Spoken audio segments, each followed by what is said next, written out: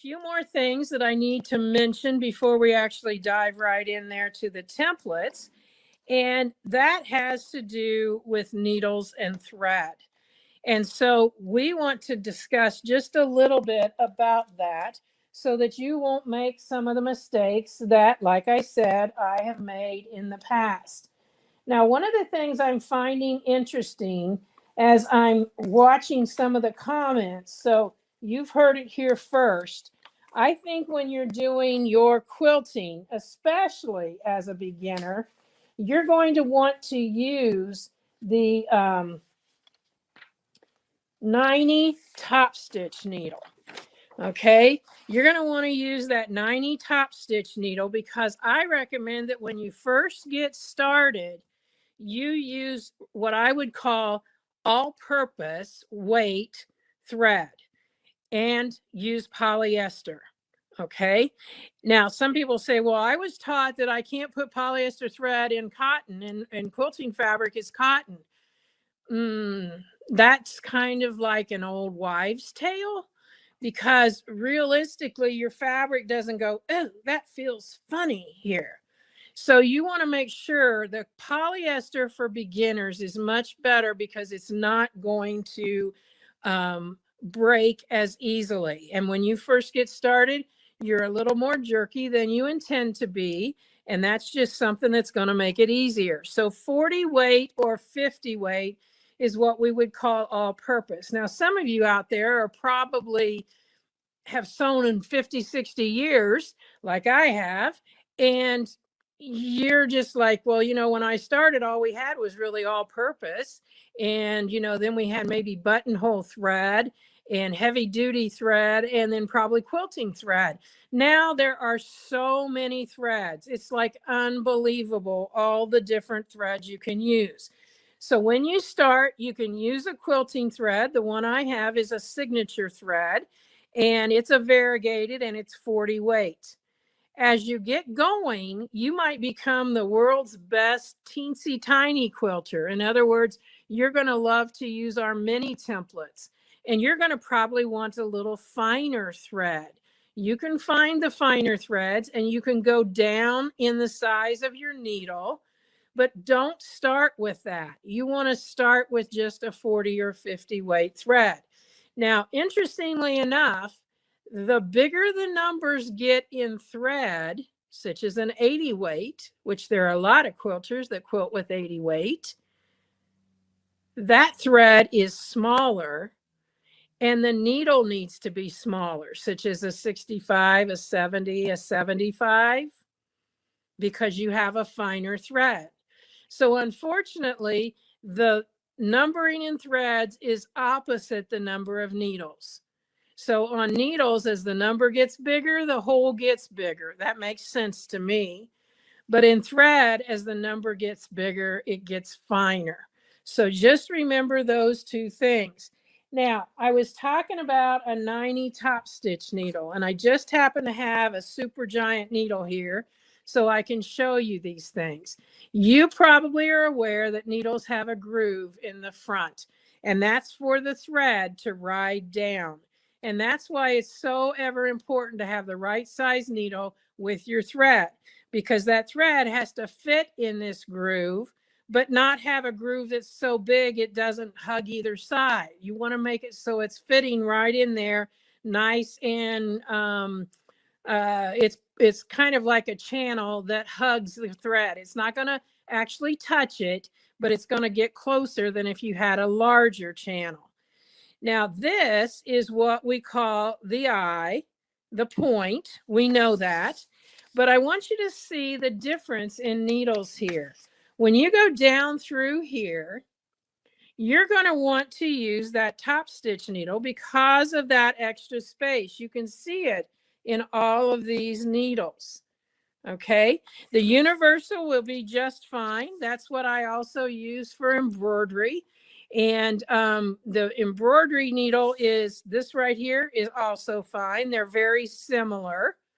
But when we're using our templates, we want to use the top stitch needle. Now on the back, you'll notice this is what's called a scarf. that's where your hook comes around and takes the thread that's coming down from the needle and goes around to the bottom and makes a stitch. So that scarf right there is different sizes too. And if you don't have a compatible thread on the bottom, you're going to have some issues. So I recommend that you use either the same thread or one that's compatible in size, so everything happens to go together right here on the back. So if you just thought, y'all just put in a needle and start, I would recommend that you'd wait until you have a top stitch needle. Now I'm sewing today on a Janome, and Janome has what's equivalent to the top stitch needle, size and everything, but it's what's called the purple needle. And sometimes it's more of a magenta in color. But if you ever hear anybody say, I use a purple tip needle, it's not like the tip is purple, but the top is.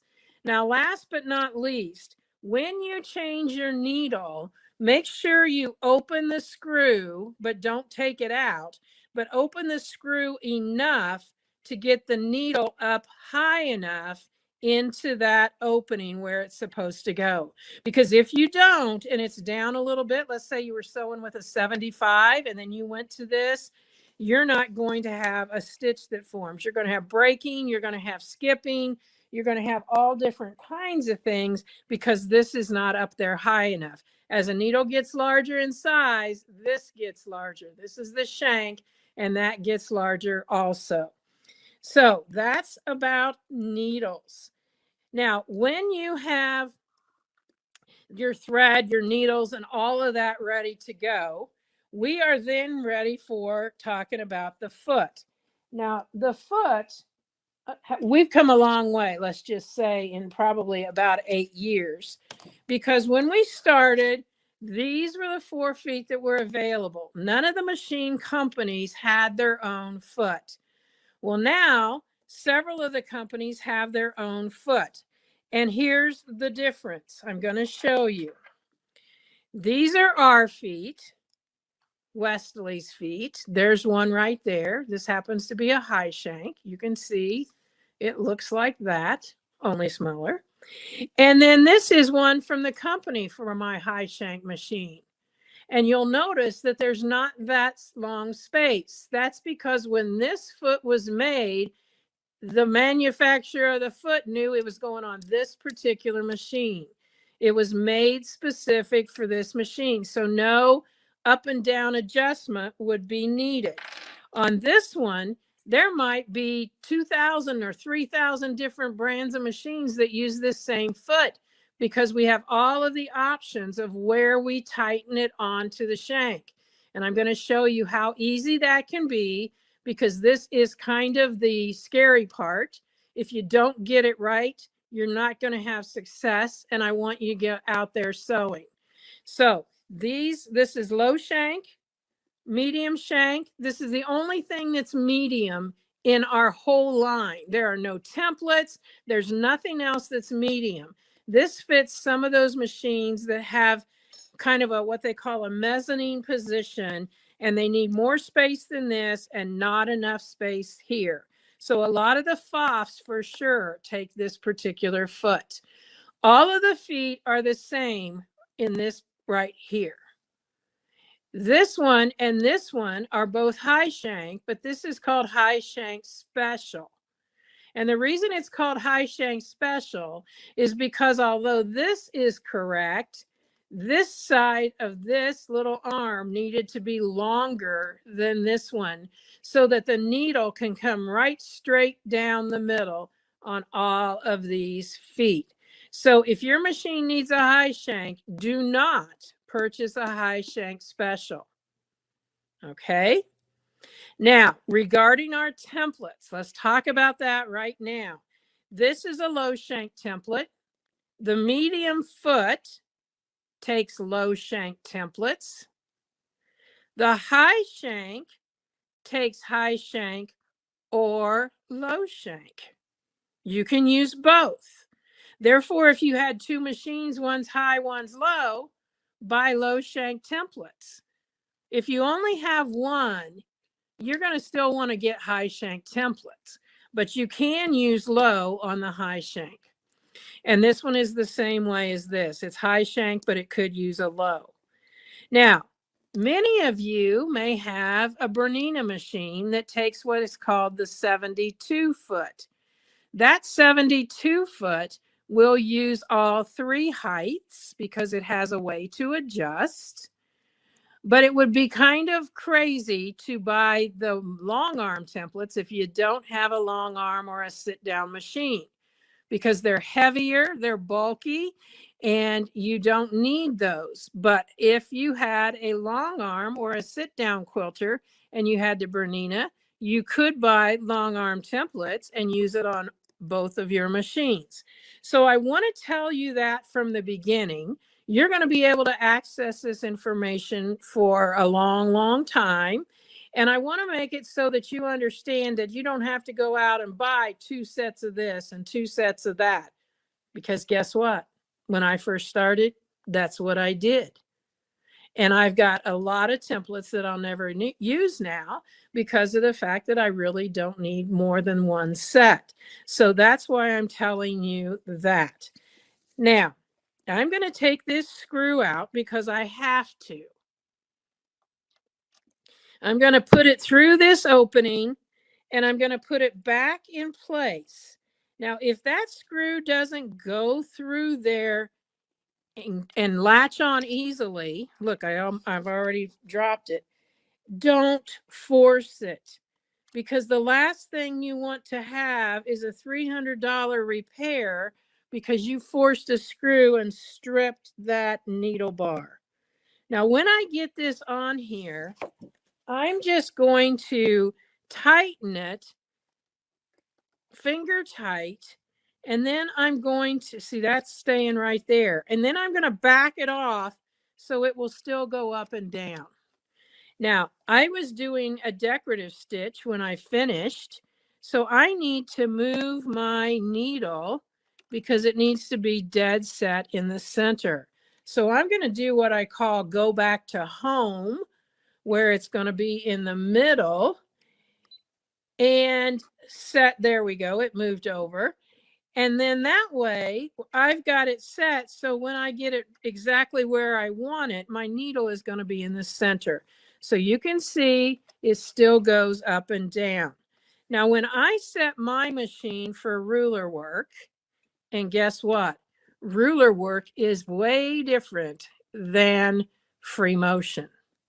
So there's a difference on your machines. If you have a free motion setting, but not a ruler work setting, just set your machine for straight stitch and lower your feed teeth. You'll have much better results.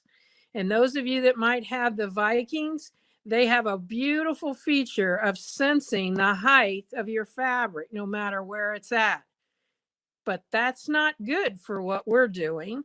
And so you would want to make sure you turn off that auto sensor.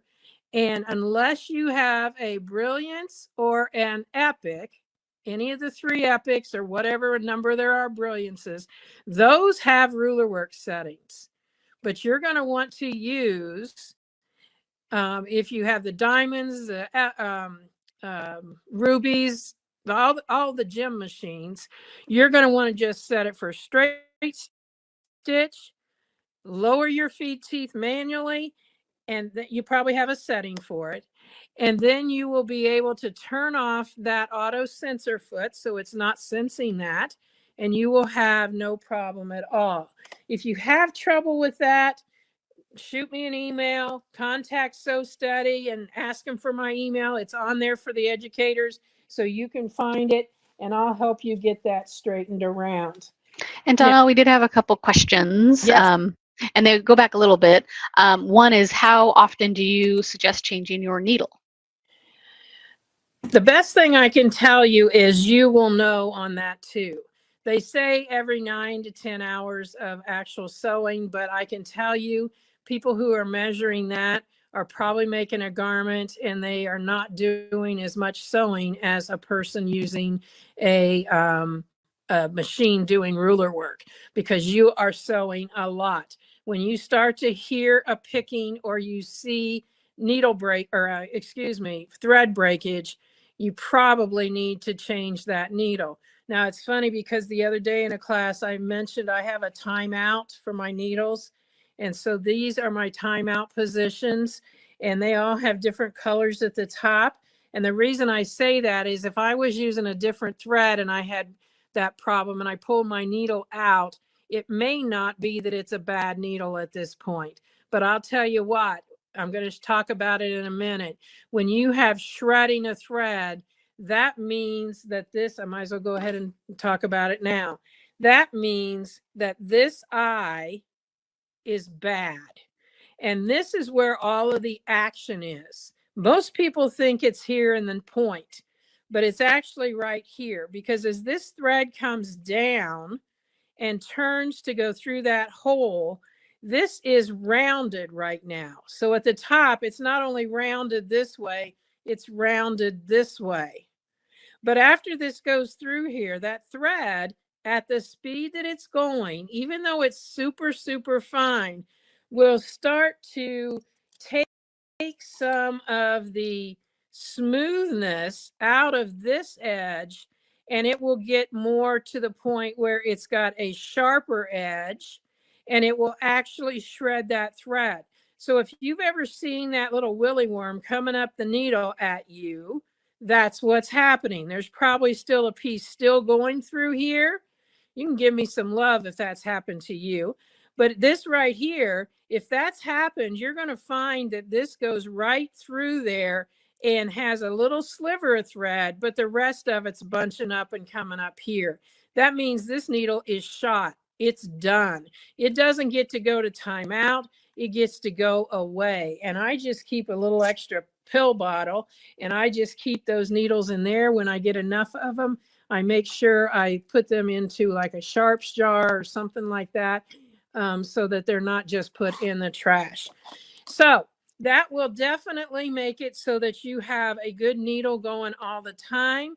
A lot of people will say that they, use a new needle for each quilt project. That's probably a good plan too. And since we're talking about this, let's just interject right now. Going forward, when you are piecing your quilt, in other words, you're putting the pieces together, you are going to want to use 60 weight thread.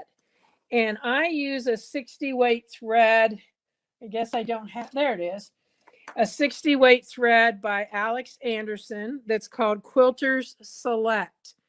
And this thread is super. I use it in the bobbin and the top.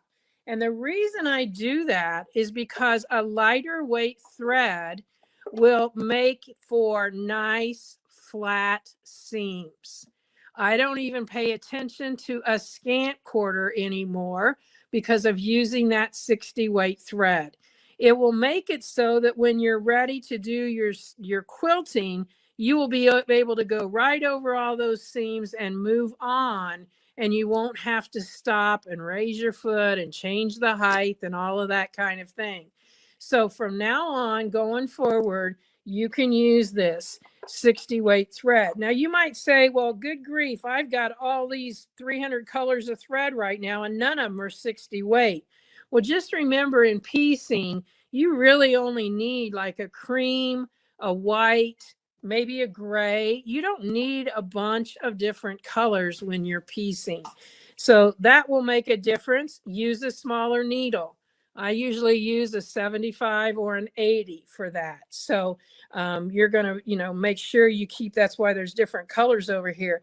Make sure you keep track of what needles are what size and all of that going forward, but it will make a huge difference. So back to this. Okay, this is going up and down.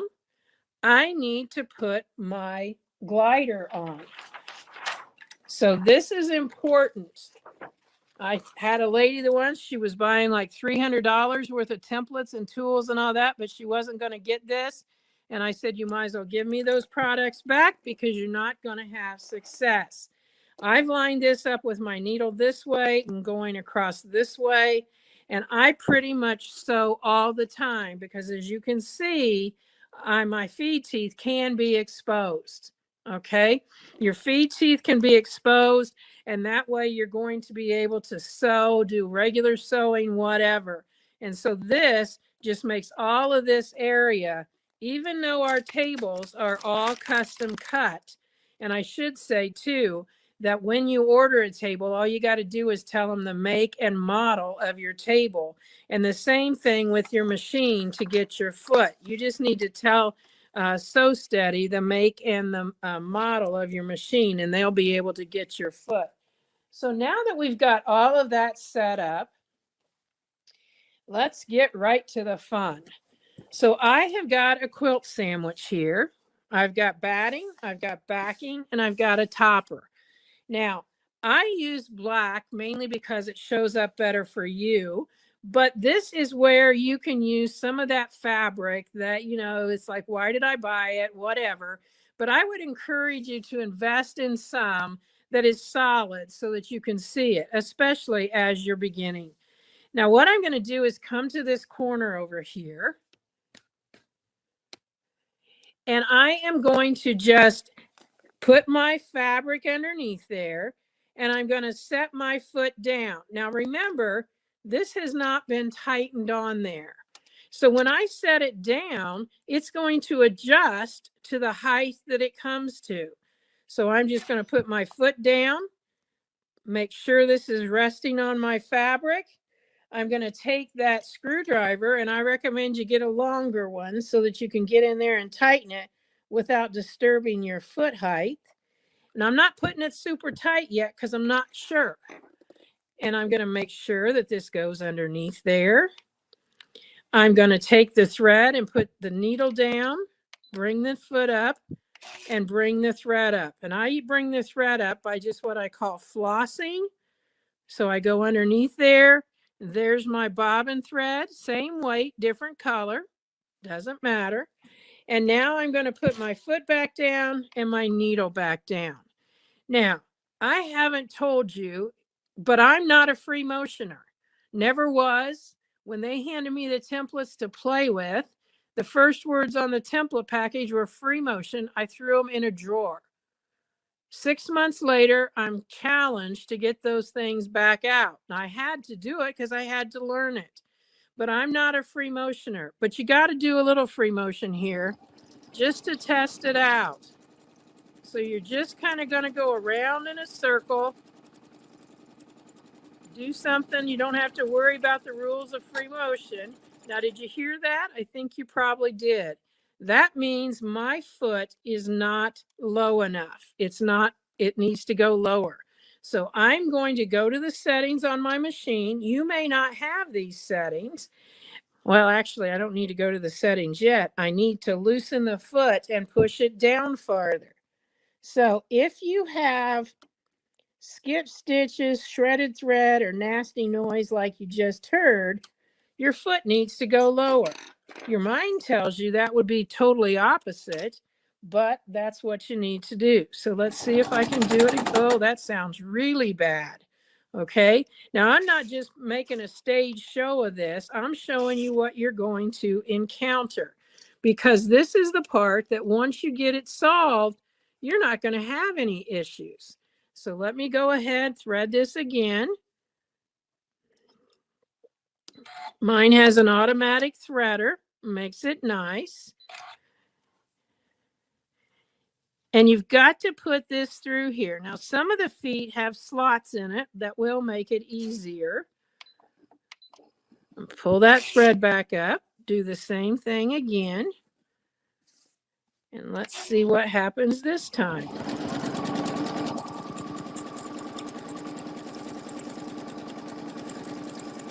After you've done that, and it looks pretty good, and it's not giving me any nasty sounds or whatever, then you're simply going to take the first template that we're going to use, and we are going to just try a straight line.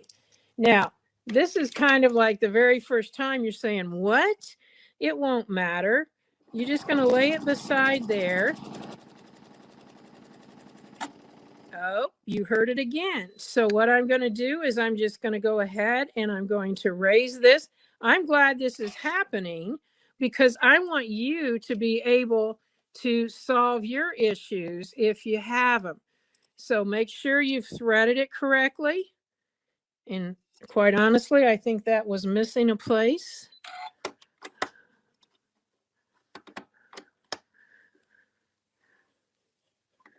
Got a little bit of lint there. That's another thing. Make sure you're cleaning your machine on a regular basis because you're going to have a lot more lint just because of the fact that you're sewing a high speed all the time. So let's just see here before I change anything.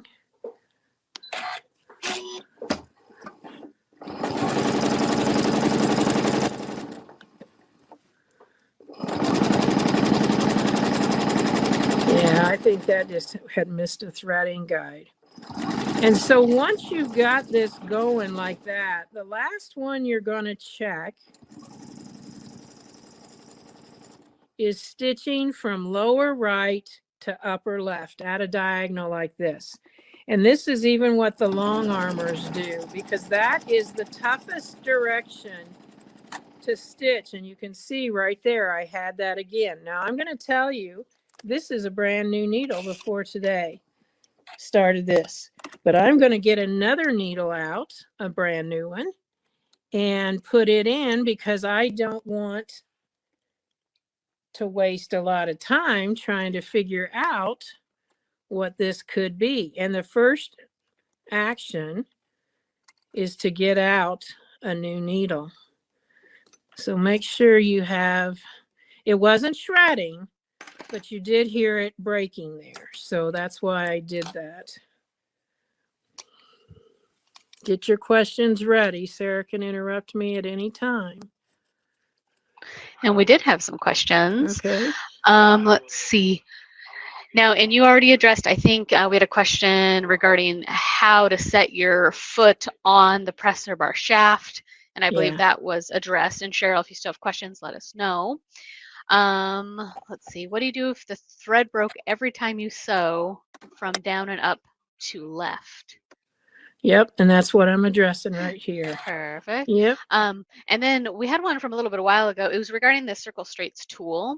It says, do you recommend placing it directly on the bed of the machine, or must you use the glider mat under it at all times? You could put it right on the bed.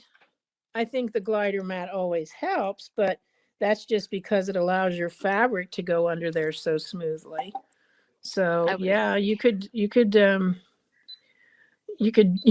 it that way. I'm not sure how well it's going to, I've never used it on my machine directly, so I'm not sure how it's going to, respond to getting it off and whatever. So. Right. It is the Universal Circle Straight tool is nice and sticky. So yes, we do typically recommend using the mat, just, nice and smooth, easier to reposition. Okay, so while we were kind of answering questions and talking, I don't know, most of you probably were kind of paying attention. I actually took the foot and loosened it and put it back down and then tightened it. So now when I stitch that, this is the direction somebody was asking about. And if it was to the left. But you can see that's working fine now. It just needed to go lower. So I completely loosened it, pushed it down, and tightened it up. And we have, solved, it appears, the problem. Okay, so I'm going to cut that. And because this machine has its own foot, I'm going to take this off. You have to take it completely out. And we will put this foot on. And actually, taking this one on and off, I don't have to take it completely out. But just remember, don't force that screw in there, or you will have an expensive repair. And when you're putting this through, sometimes it doesn't want to go. It's grabbing on the bottom. Just do that and get a hold of this. I will tell you, you're going to start seeing me use this throughout, but this is the best type of tweezer. It looks like a little hockey puck, or not a hockey puck, hockey stick. And so that is one of the best to use. Now, we are going to go ahead and take what is, again, a great tool. So Steady has this. This is called a Clover Choco pen. And the reason we like it is a little bit later, I'm going to be using a tool that I will need to get it down into the grooves.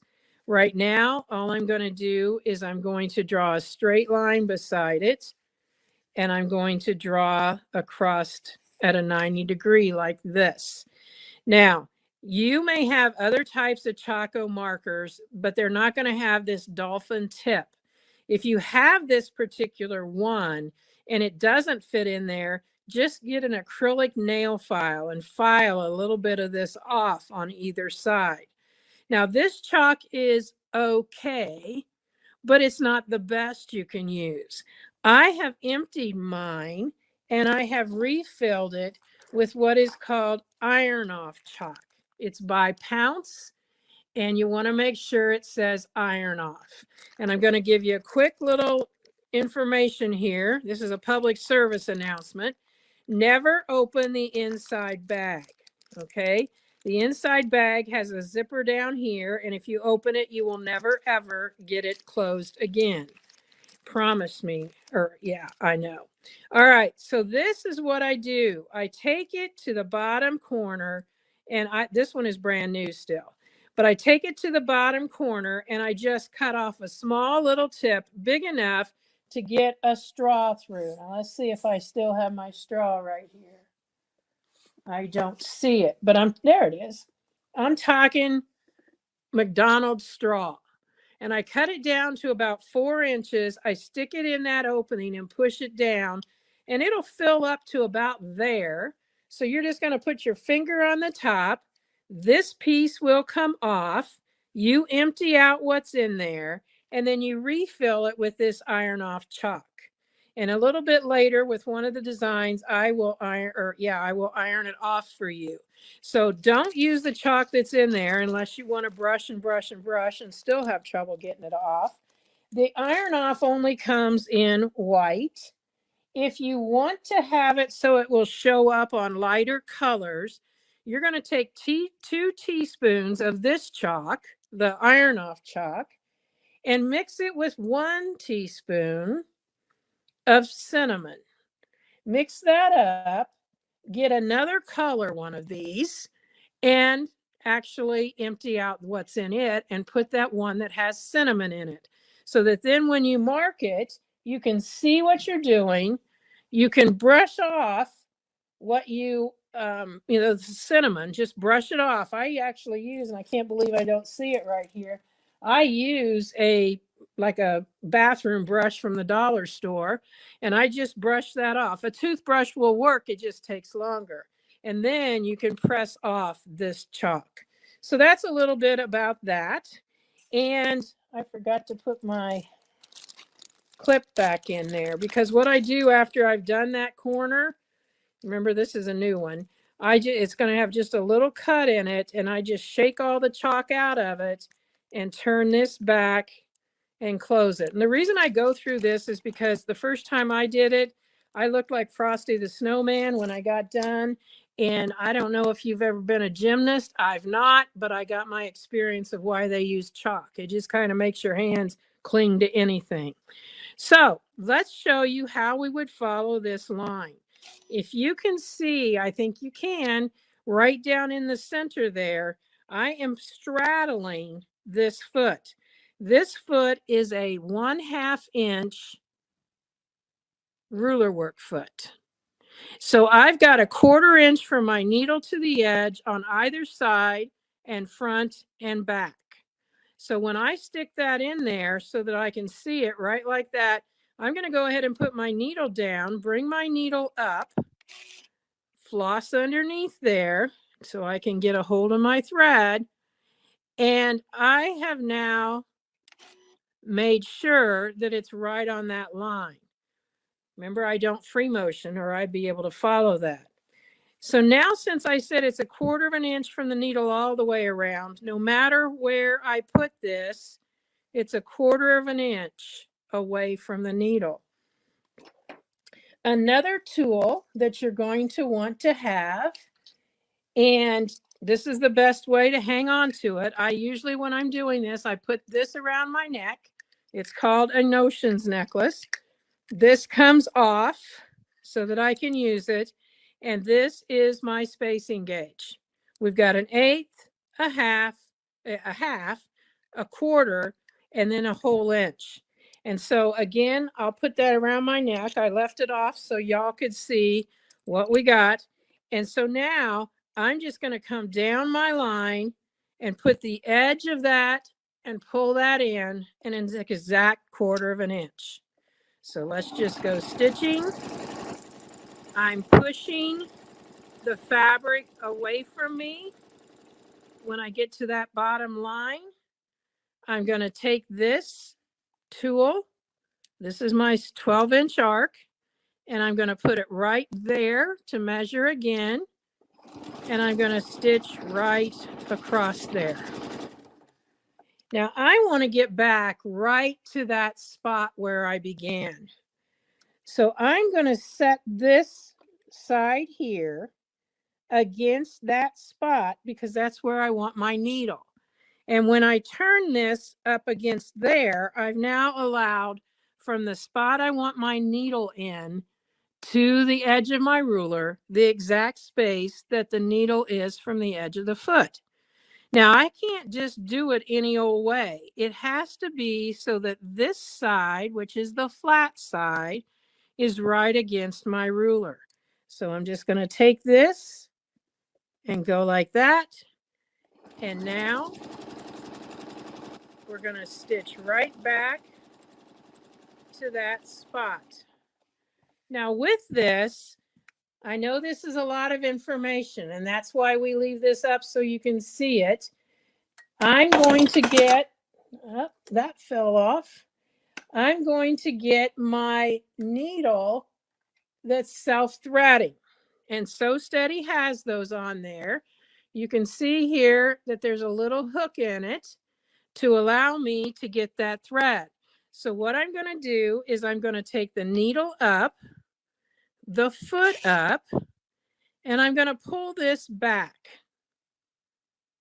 And then I'm going to get a hold of this and bring that back, put the foot down, and put the needle exactly back in that spot and bring the thread up once more. So now when I bring my foot up, I am bringing up that bobbin thread. And that's the reason I kept 2 colors so you can see what's going on. And then the one that's still moving, this one, I'm just going to come close down here and cut it. I'm going to cut the one from my needle. And now what I have here are 4 threads. The 2 I started with and the 2 I ended with. And then all I'm going to do is take these 2 fingers and turn that around and put this tail up against and pull it through the loop. I'm going to take the point, go through the loop, and touch right back down to the spot that I had my needle in. And now I'm going to pull that down, and I'm going to stop and pull the needle out about 1/4 of an inch away. And you're thinking, why on earth would she do something like that? Because I want to pull that knot through. So I'm coming and getting this threaded. And sometimes a couple threads will come and you'll have to do, well, there we go. I've got 2 and 2 there. They're all in there. And so I want that knot to not be on top of my fabric. I want to bury it down in. So you're going to go through there, make sure you don't come out the back side. And I'm going to pull that thread. And I'm doing this slowly because I want to make sure you see what happens with that knot. So I'm pulling the tails through. It's still got that ugly knot right there until I give it a tug, and now it went in there. And the knot is not right here. It's actually about right there. So it gives you a clean look. I keep pulling on it because that's what I normally do. And then I pull it up so it's a little bit puckered there so that when I cut those threads, they go right back into my fabric. So now when you look at that, it's not like everyone is looking at that going, oh, she started right there, because the knot's there. It's now a nice, neat space. Now, if I want to echo on the inside here, I'm going to come down to the middle, put that foot down, put it right against the line. And now I'm going to put my needle down, my needle up, and pull up that bobbin thread. Put it back down and put the needle in. And I'm going to use the edge of my template right on top here. Now, one of the questions that probably someone is asking about is, how do I keep these stitches even? Well, when you start, don't worry about it. Okay? That's the truth. Don't worry about it. Learn to use your templates and the stitch length will come. Now, I'm going to give you a big hint.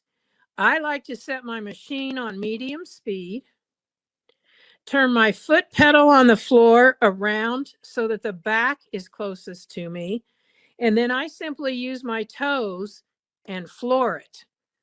Because when you're flooring it, you're going to be able to forget about how much pressure you put on your foot control, because it's not going to go any faster than medium speed. So now when I start, I will get used to how I need to move this over time.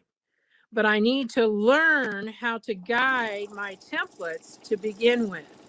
Now, what are you striving for? You really want it to look pretty much like what like a 2.2 would look. A 2.4 or 5 is a normal stitch length. A 2.2 is just a little bit shorter. And so you're going to just practice getting used to moving your template. And what I'm doing here is I'm stopping when my edge of my foot hits that line.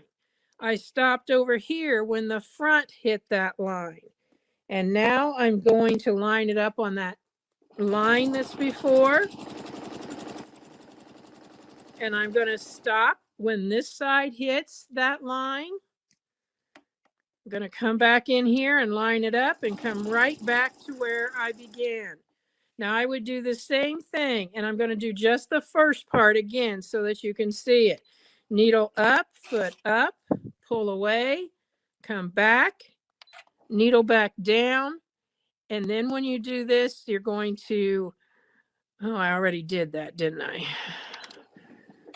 Here we go. No, that's what I got to do. And now I'm going to pull up, and the one that I cut is the one that is still moving.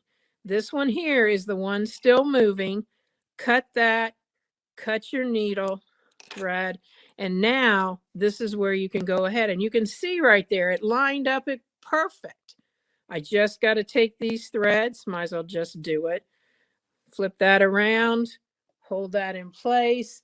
I have a little magnet up on my light bar that I keep my needle so that I can get to it very easily. Pull that down, let go, so it's about 1/4 of an inch away.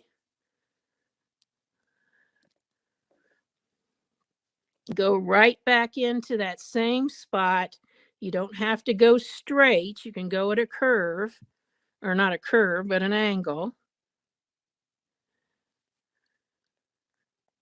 Can't tell you how many times I've gone out in public with my notions necklace, but I guess I can always take it off. But see how that just popped right in there? And now you can't even tell where that stops or it starts. It just makes it so easy. I didn't pull that enough. I'll just have to take my finger and put that through there. So that's the basics of working with templates. Okay. So this was our 12-inch arc. I may use it again today. I may not, but you can tell it's got a lot of lines on there. It's your basic tool. Everybody needs one. Now, another tool that you're going to get, and Sarah had shown you some of that at the beginning, I would strongly encourage you to just go ahead and buy what's called the ruler work kit, because the ruler work kit has got everything you need to get started, and you don't have to keep looking for it. Oh, I forgot to get this, or I forgot to get that. It's going to have your spacing gauge, your templates that we're going to show you in just a minute. And this piece right here, this is what's called the crosshair grid, crosshair ruler, same name, whatever. And you'll notice this one is what we call the 8-point. So I can mark 8 lines, 16 lines, or 32 lines with this, because there are extra spots. And you're going 32 lines. Well, believe it or not, as you get going with this, you will need those. See how that just fits right down inside these grooves? Makes it so easy. Only go once. You don't need it twice. And then you're just going to come here and you're going to cross right like that. Okay, so now, oh, I did miss one. If I needed 16, I would just rotate this so it was lined up that way, and then I get one in between each of those spaces. And you can just keep going and going till you get to 32. All right. So now we're going to use a design that actually needs a thumbtack to pin this, to use the template on. And your templates will come with thumbtacks. Okay. If you lose them, you'll get more the next time, or just go buy a flathead thumbtack. I need that thumbtack to come with a point up from the bottom. If I just go through here and fish around, I'm not going to get that. So what I can do is I can just put it through from the top, pull it out, go to the back, and push it back up. Okay. I don't much like those holes. So I'm going to take a piece of what's called RNK embroidery perfection tape. And I'm going to just put that right through there. And I'm going to put it on like that. And that way I don't have to put a hole in my fabric. Now, most places that sell embroidery products will sell this, because this tape, although it's good and strong, is much better than anything like frog tape or painter's tape or washi tape, or, oh no, not masking tape. Don't use it. But this is called embroidery perfection tape because it is used for in the hoop embroidery designs where, like, you have to add a zipper or a trim or something like that. So now that I've got that positioned, I'm going to get what's called my Spinning Wheels 36 template. And we had a good question come through, Donelle. Is it better to use gloves with the templates or not? I'm not a glove person. I don't need a glove. I don't necessarily, if you are used to using gloves, that would be fine. But to me, the gloves just get in my way. So it's totally up to you. So this is our 36 spinning wheel template. Let's just take a little exploration around this template. We've got the hole that it's going to go with the thumbtack. We got an A and we've got a B. We've got a straight line. We got 2 diagonal lines. We've got some other lines, but today all we're going to be using is the straight line and the hole to line up. Now you'll see I'm using right here what's called a ruler sticker. And again, these are products that you can get right from Sew Steady. Ruler stickers come in a package of 3 different colors. And I will tell you, if you're template quilting, you're going to want ruler stickers because they're repositionable. Like, I could take this one off. I just happen to leave it on there because this is the marking for a border that I do. So I'm not paying attention to it now, but later, if I have time, I'll show you that border. So I'm putting that thumbtack on there, or putting that on the thumbtack. I'm lining up here. Now, as you can see, we now have spirograph for quilters. I'm going to lay this at the top. I'm going to pretend the first time here, if I told you to draw with a pencil or an ink pen, you would come in here and you just draw around, and I say stop at B. Don't stitch between A and B. And that would be all fine. But now you've got a foot, and for some reason it's kind of scary, and you end up out here in the middle. Just keep in mind, stay against the template, push against the template. So when we get here, that's B. I'm going to use my other finger so you can see better. We just simply rotate the template over to line up with the next line. And look what happened. We're now at A again. We stitch, we rotate. So you obviously want to tell your machine, if it doesn't already do it, to stop in the down position, because that's going to save you a bunch of time. Now, if your machine does not automatically stop in the down position, only rotate your hand wheel towards you. Never turn it back, okay? Don't ever turn it back. And we had a question, Donelle. Someone asked, are there non-slip grips on the back side of templates? Yes, and I will show you one of the others since I've already got it in here. This is what's called stable tape right here. And that stable tape should go, like in this case, it's going to go on the back side. And the back side is the side that the words are backwards, and you can feel the etching. Okay. Now I've used, you can see this little puzzle piece. That's so if I just stitch through this, I've got one on there too. If I stitch around this and I want to stop but not break my thread, I can take that puzzle piece out and I can then move through that gate and go to another piece and simply put this back. So there's a lot of lines on here. And right now you're thinking, do I have to pay attention to all of those? No, just like I was saying there. It's just on some places. Now, this is what's called stable tape. Okay. They come in strips like this. You'll get some with your templates, but you're going to always need more. So like the template that I just showed you, today, when I pulled it out, this one was hanging about halfway off because it's been on there for almost a year. And so I just decided to give this template a bath. So I took the stable tape off. I cleaned this with a cleaner that you can use on acrylics. And then after, well, it was on this side. And then after I did that, I just took it in and washed it in warm soapy water, dried it off because that got the lubricant stuff that I use off of there.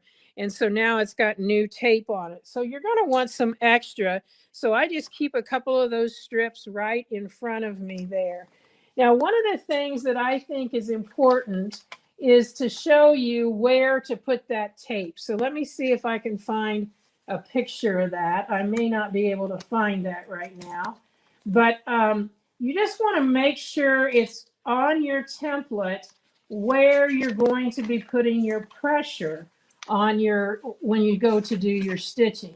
Can you believe Donelle, that? I can share my screen. I have that document here. Okay, So that'd be pull it up perfect. real And you quick. guys may want to get your camera and actually take either when we show, yeah, right here, so that you can see I've got them on this side and I've got them on this side, so that way, once I'm doing one, I can flip it. This is the only template in the sampler set that is asymmetrical. So it's not, you know, when you flip this one top to bottom, it's not going to matter. That one it would. Let's go ahead and get started here. So I'm going to put the needle down, the needle up, just like I did. And I am right at A. Now I failed to mention, and I can show you this right now. A and B look like they just continue on. But when I put this down and put my needle, or not, I'm not going to put the needle in place yet, but you can see there's a stopping point right there and right there. So we can easily know when we get to that spot. Now I'm lined up back here. Put that foot or the needle down. The foot's already down. And we're just going to move around, hesitate at the top.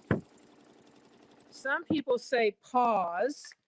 I like to use hesitate because to me that means you're still going, you're just going slow. For right now, I'm just going to cut this thread to get it out of the way. You've already seen me knot.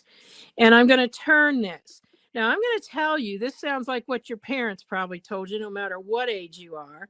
When I started doing this, we did not have this crosshair grid that marked these lines, and I had to go off of those. And so when you would turn, you would kind of see, is that right over there? But you can see back here, it's not. So that was not as accurate as now that we can just line these up. I don't pay any attention to those anymore. And now we're going to go around this one. Stop at B. Move to the next line.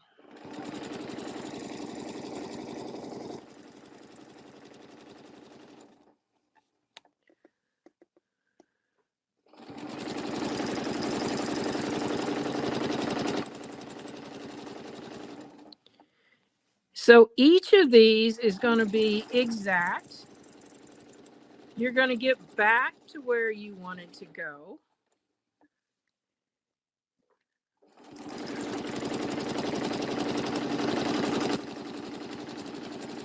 And when we do this in a class, it's surprising how many people, we start with this very design, and how many people are like literally shocked at what they can do that they didn't think they would be able to do. And it's just a matter of taking those hints of pushing against the edge, slowing the speed down to medium, turning that foot around, and using all of the different little tips and tricks regarding thread and all that stuff, because there's your design. Now, if I went again, I could go and line up the diagonals and have one in between each of those. And I've got that stitch, so let me get that to show you. That's what it would look like. So you can see quite a bit of difference by adding just another round in between what you've already done. Now, some of you might be that person like me that's like, well, I can do that all at once. I'm going to do this one, then this one, then this one. No, you get a big mess here in the center. Now, I've got my iron over here, and I'm just going to get my little ironing pad so that I can take that off there and show you how easy those marks press out. And I can tell you, if I had a hassle of doing my markings, I'd never do the techniques because I don't want to mess with all of that. Another thing that I do use is the Frixion markers, not the pens, but the markers. And the way you can do that is if you will put 2 layers of starch on your fabric first. So you can either use the starch or the starch alternatives. And you're just going to put a layer on and press it, another layer and press it. And that creates a barrier between, I like to use the fine line markers, the Frixion fine line. That puts a barrier between the ink in that marker and the fabric. So when you go to iron it off, the fabric has not been penetrated with the ink. So you won't have that ghosting and all the things they talk about.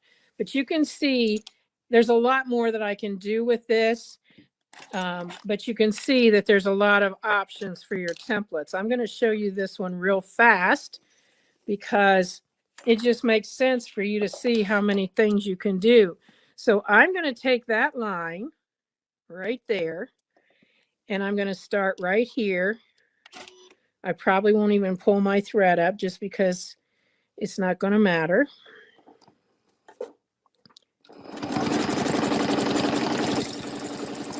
Stop at the line. Line it up with my mark. And stop at the line. Lined up with my mark. and stop at the line. This is a good one for right now, you guys, because I think this looks like Hershey Kisses, a line of Hershey Kisses. So a lot of different things that you can do with the templates. Don't just look at that and go, well, what in the world can I do with that besides that? There's a whole lot of things. Sometimes I use this outside arc. So for example, let's just show you on this.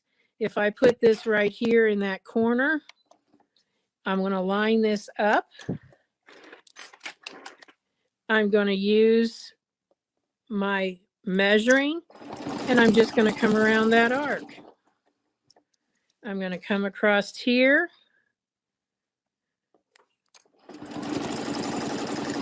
Come around that arc.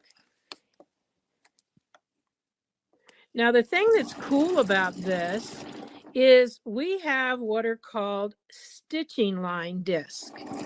And these stitching line discs will allow me on paper to play with this. So let's see if I can real quickly get it. There we go. So this being the design, I'm just going to cut this so you can get an idea how we can work that design and add more to it just by using even another part. You could obviously use another template, but when I was deciding where to put that little mark there, I had drawn a straight line, just like I did with the chalk. And then I use what are called stitching line discs.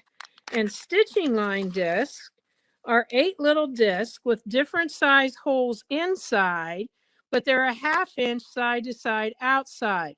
So they're the same as the bottom of your foot. So I'm going to use that one right there.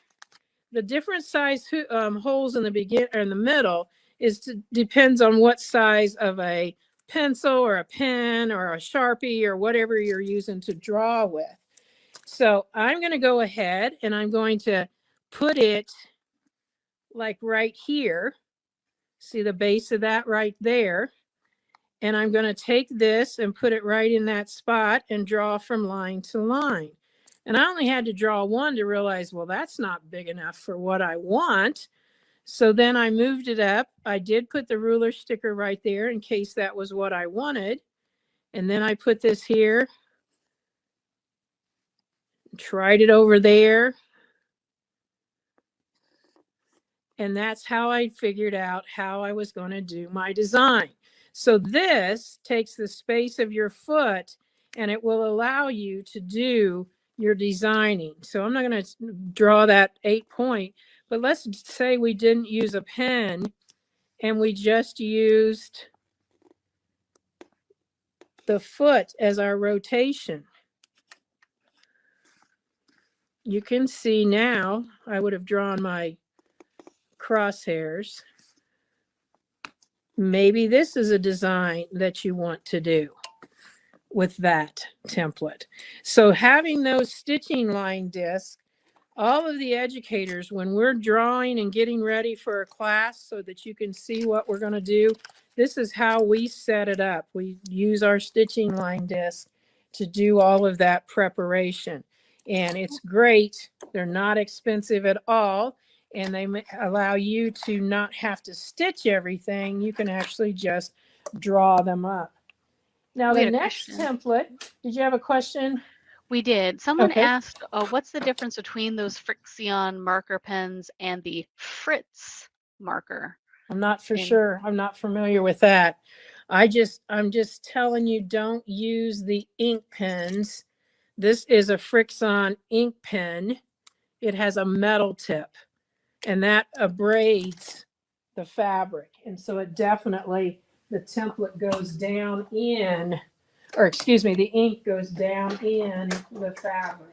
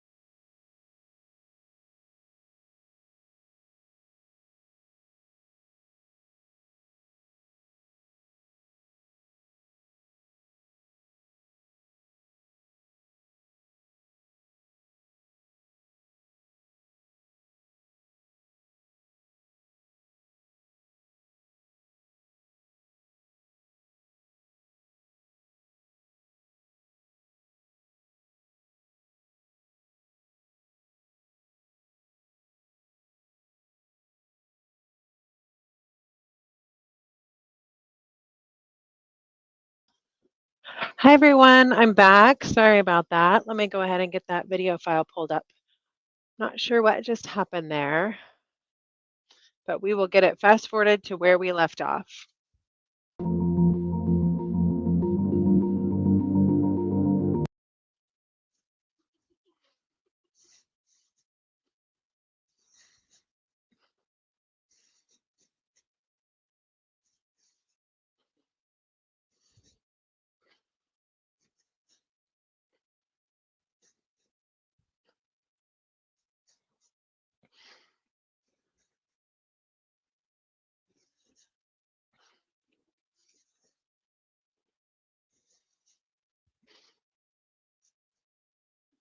Configuration, and you can do the same thing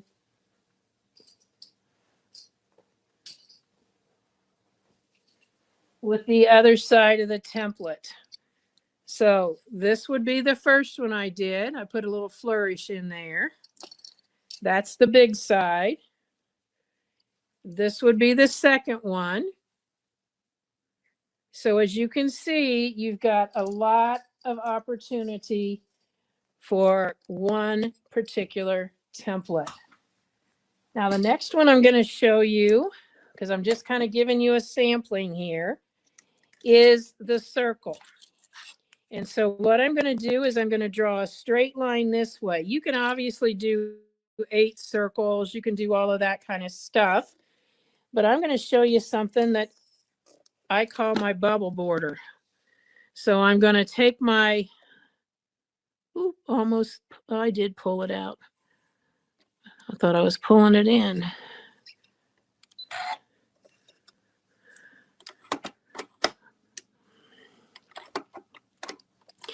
Well, I should have rethreaded from there down.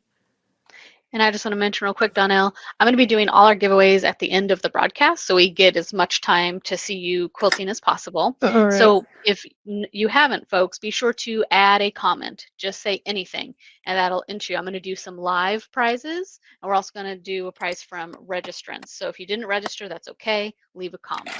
We'll do that near the end. Thanks. Okay. So I've got that through there. I'm going to come into the line. Needle down, needle up, and sometimes I even talk to myself just like I'm doing now. I'm going to come in there and put that needle right in the line. Now you can see I've got registration lines here, here, and here. So I'm going to use these and put them both on the line. And I call this my bubble border. It's a 2-inch circle. And normally that's where the circle ends. But in order to continue this without stopping and starting and stopping and tying knots and whatever, it's a template. I can get right back up there on top of that line without stopping and starting. So I move up. I'm going to go the other way because your eyes like things to balance out. And if I put all of the doubles down on one side, it will be heavy. Now, if you wanted that look, that would be fine.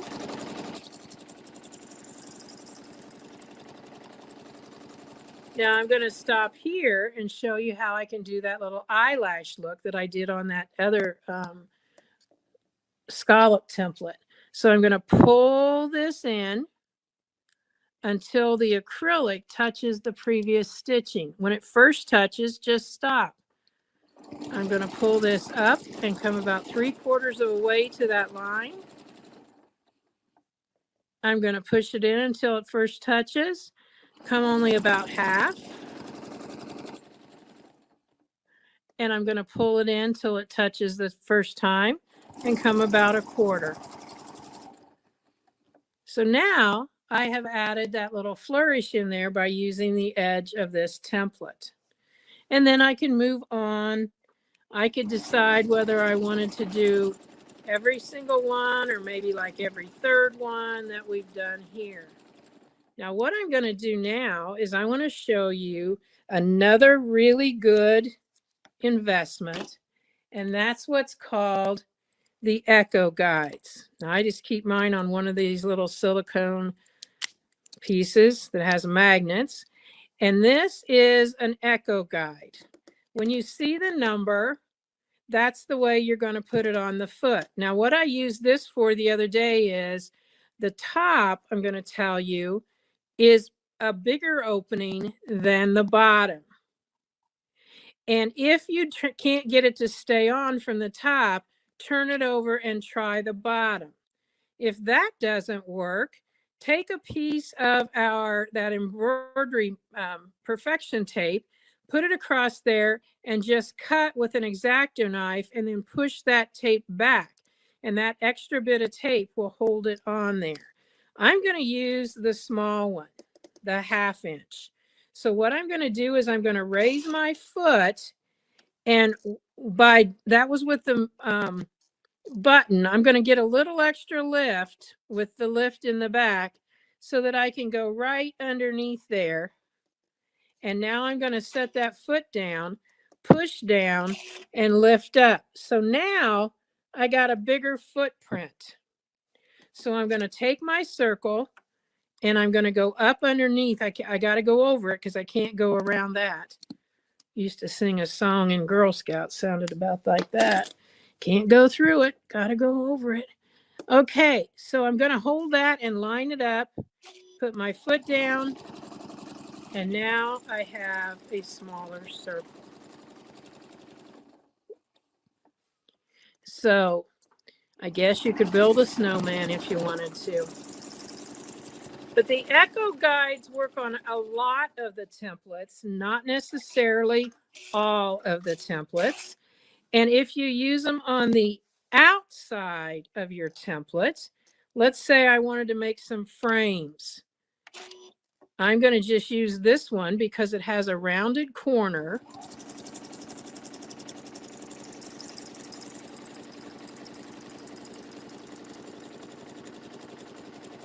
Now I could use it with just the foot, but this is allowing me to have a larger one. So you can see how I just made that simple little frame there. So those are Echo Guides. And next I want to show you that spiral template. And that's probably about all I'll have time to show you. But that's gotten through most everything. The couple of the others are similar to the ones that we've just shown you. So you would just get a little different shape, but do it in the same way. So I'm going to come down here and I'm going to take that crosshair square again. And these do come in a bigger size as well as more points. So in other words, you could have a 6-point that has 6 equal divisions, or a 5-point that has 5 equal divisions.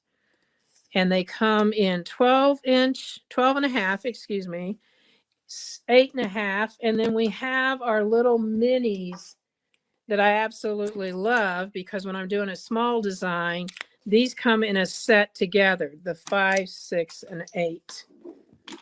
When you're doing a small design. And another thing is we have 2 sizes of what are called ruler racks. And like I take the rulers, I've been working on my Starry Nights, and these are the rulers that I needed for a particular design in Starry Nights.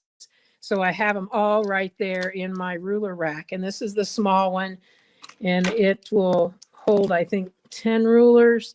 And the large one, I think it says 14, but I get more in both of them. So I just kind of cram them in there.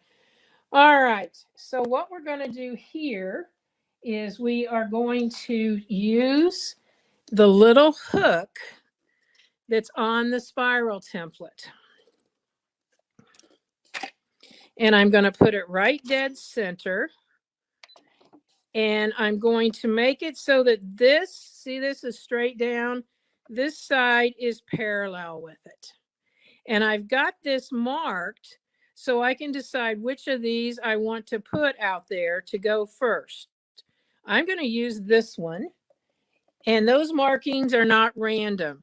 This one is at like, I don't know, 2 3/4, whatever. It's the middle. And when you take a class that I use that in, you'll be told exactly. But I'm going to stitch out to the line. And obviously it's not lined right up with that because that's pointing to the line. I'm going to rotate this around and I'm going to allow 1/4 of an inch. Now, in a perfect world, that arrow would point right down that line. But we don't live in a perfect world, so we just want to make it so it comes back to the center. And then I'm going to rotate this. I'm going to line up that. And I'm going to stitch out to the line. Come back. Make it so it comes to the center.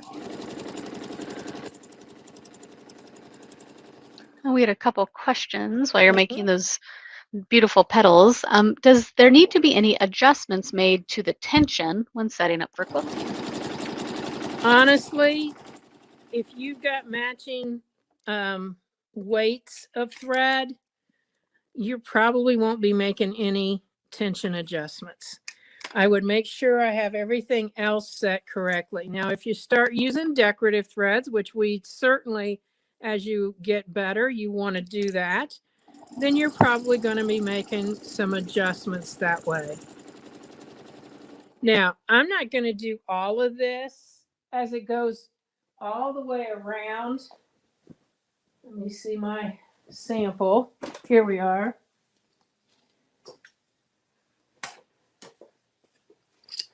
This is what it would look like once I got finished with it, all the way around.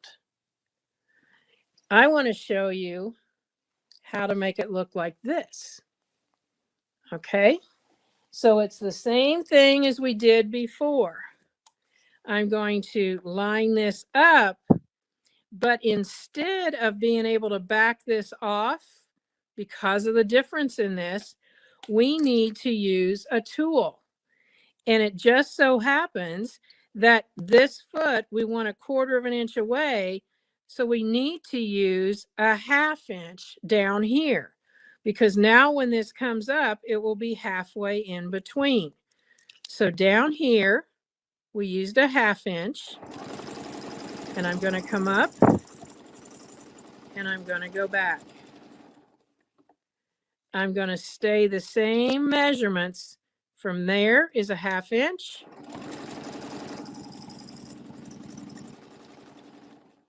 Same measurements from here is 1/2 inch. So you can embellish these on either side. If I wanted to do it on this side, I would take this and make the 1/2 inch here. Now, I think it's pretty on some to do both sides, but it can be a bit overwhelming if we did both sides on all of these. I just wanted you to see how we could do it on both sides. But again, you gotta measure. Now, you can see how you could do it on both sides. We could go the same side all the way around. You could alternate from one to one, whatever you wanted to do. But if you did it to get this one, you would only do one side, and that's what you would have there. Now, the other thing I want to tell you is I only did 3, but think about it. That's a triangle. So you could just do 3. If you wanted something that was half, you could just do that, because that's a triangle also. So there's a lot of ways. And again, that's where your stitching line disc, your pencil, and your templates on a paper really help you to get that design that you're looking for. So you can actually draw your space out and then practice in that space. So I'm just going to show you one more here. I'm going to do it on this side so that you can see, but we won't do the whole thing. This is the Spinifex 4. And so what I'm going to do is I'm going to start up. I'm going to do this one. It won't look so good with the other one. I'm going to turn it around. I kind of like to do the opposites. And then I'm going over and do this one.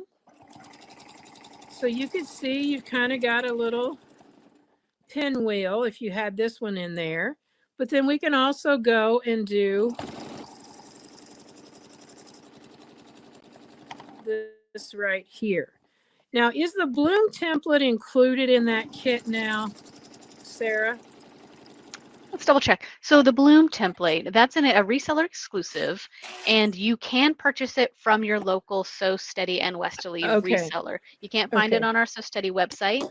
Please go support your local quilt shop and ask for the reseller exclusive ruler work kit. And then yes, the bloom is included. I just wanted to quickly show you then, this is the bloom template. It's a super simple template to do, but you can get such pretty designs and you're up to this. The templates don't just get harder. That doesn't make any sense.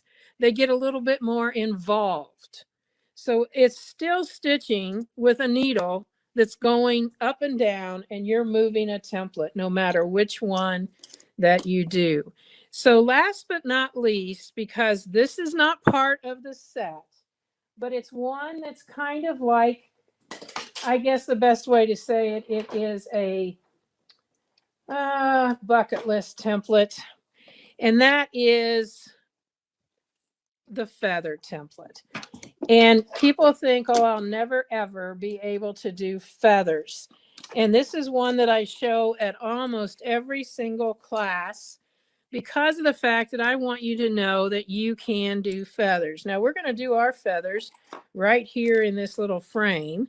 And I'm just going to take this and draw myself, not draw myself, but draw for me a straight line. And I do my feathers with what is called bunny feet. Okay, so our feather template, if I turn this around, it's bunny ears, but for me, that'll flop. So I need to do feet. And a feather template has two sides. And so what I'm going to do is I'm going to set my needle right down in there, pull it up, pull my thread up. Oh, I hit the wrong button and cut it. All right, well, we won't pull it up then. There we go. And so I'm going to pull this in here. The word center is right there. And I'm going to put it so that it's right on that line. And I'm going to come around this way and drop back down to where I've got my arrow. I pull the template forward until the back of the template hits the back of the foot, line up my straight line, come back to the chalk line, pull forward.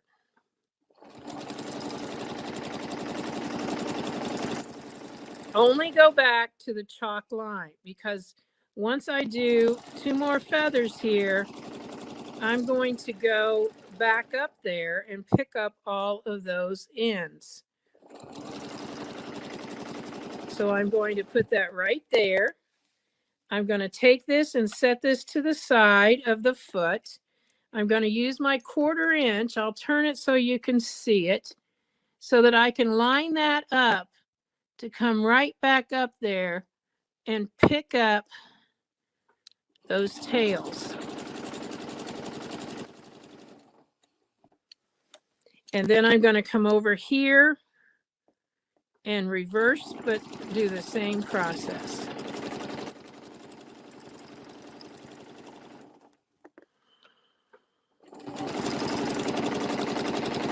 And Donelle, we have some good questions that came through. Someone asked, do you have any tips for holding and pushing the fabric? They mentioned their stitches are uneven at the moment. Okay.